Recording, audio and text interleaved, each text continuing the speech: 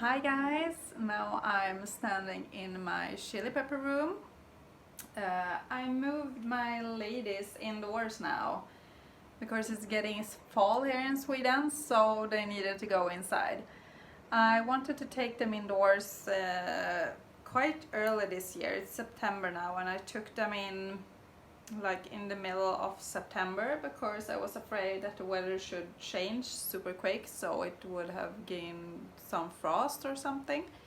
So I took them inside just to be safe, at least those that I'm pretty sure that I'm gonna keep.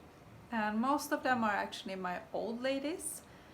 And this year compared to last year, I cut them back pretty good, like a lot.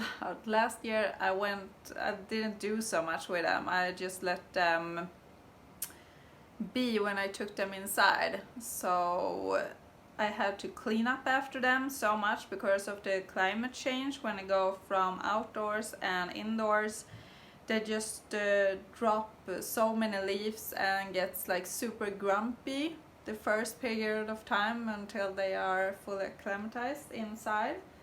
So I had a lot of cleaning going on. Yeah, they made a mess, really. But now I cut them back. So when I cut them back, I had to pick all of the ripe and unripe peppers.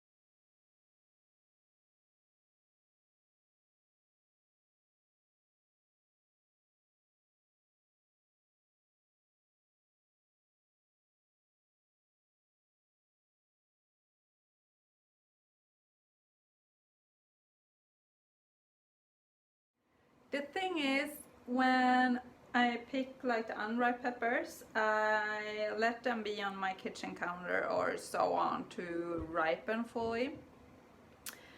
And I don't think the taste is as good as it is when they are ripening on the plant. I think it's much better when they get to fully ripen on the plant instead of just taking them away too soon or so on.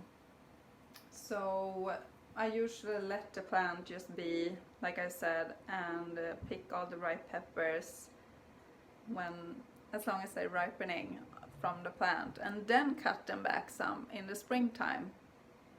But as I said, they made a mess last year, so I'm not gonna have that cleaning up shit all fucking winter. So this year I just actually cut them back earlier. So now I have a lot of unripe peppers waiting to ripen, and maybe it's just gonna be I think I'm just gonna dry them actually and make some rubs or so on from them. And the fresh one is gonna be like some fermented sauces and some other things that I have going on right now. Can't say so much. I have one fermentation going on right now that I can't wait to actually try. I'm gonna show you later what I'm talking about when it's have been some while before it's fully done. But this is how the ladies look now when they are fully cut down. I'm gonna show you.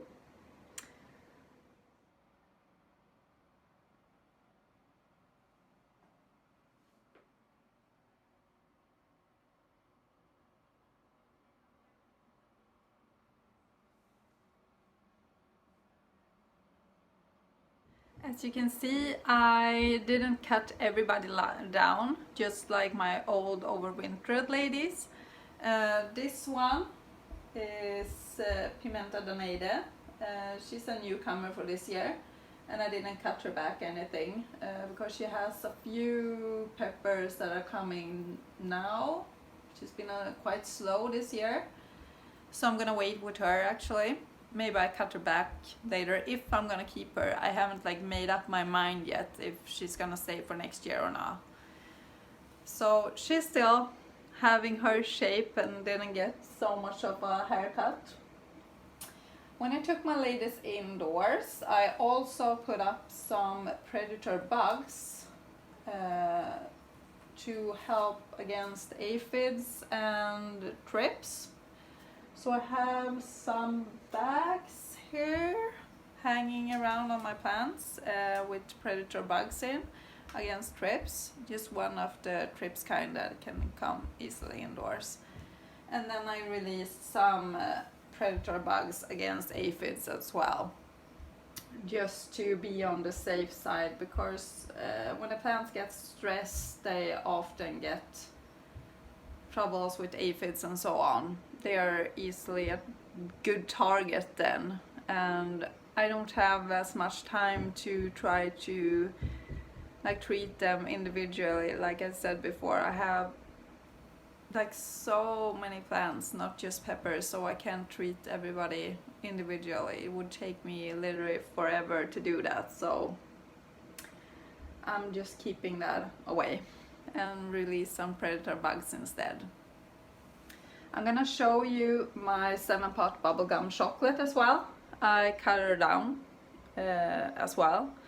She's a newcomer from this year and she has just a great, she's a strong one, and I hope she will make it for next year. The only thing that I'm gonna actually do now is to make more even cuts than I did, because I didn't have like the fully good tools that I usually use. So I'm gonna even out the cuts in some days actually. And now when I'm actually talking about these predator bugs, I can see here that they have laid some eggs in some aphids here, or one aphid, so that's a good sign that they are fully here still and taking care of my problems with a few aphids here and there. I'm gonna show you a closer look on that one. So here you can see it was a small aphid before, but now my predator bugs have laid eggs in there, so it's like a cocoon, or what you now can call it, like a mummified aphid. And when the predator bug is fully grown in there, it's just gonna eat itself out of there. So I got another predator bug, so that's just awesome. I think it's a really good way to take care of like aphids and so on. It's just I don't do much, just release them in here. Another thing that I usually battle when I have my ladies indoors, it's actually like it's get too humid in here, so I have trouble with edema and so on.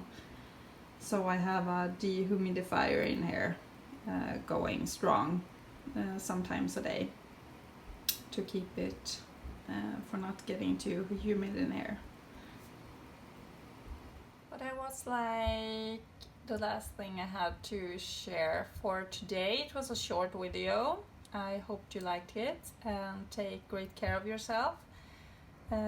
This is my purple UFO here. It's being a bit grumpy, but I'm hoping she will get better soon actually. It's getting quite tall actually. I'm gonna show you guys my DWC someday that I have in my bedroom. Right now it's 2 of them, and one of them is purple UFO as this one. And I'm gonna try to taste them both when they are ripen, to see like how the taste is compared to growing them in soil or DWC. Could be a fun experiment actually. But enough about that, guys. Have a great day and take good care of yourself and your loved ones. Bye!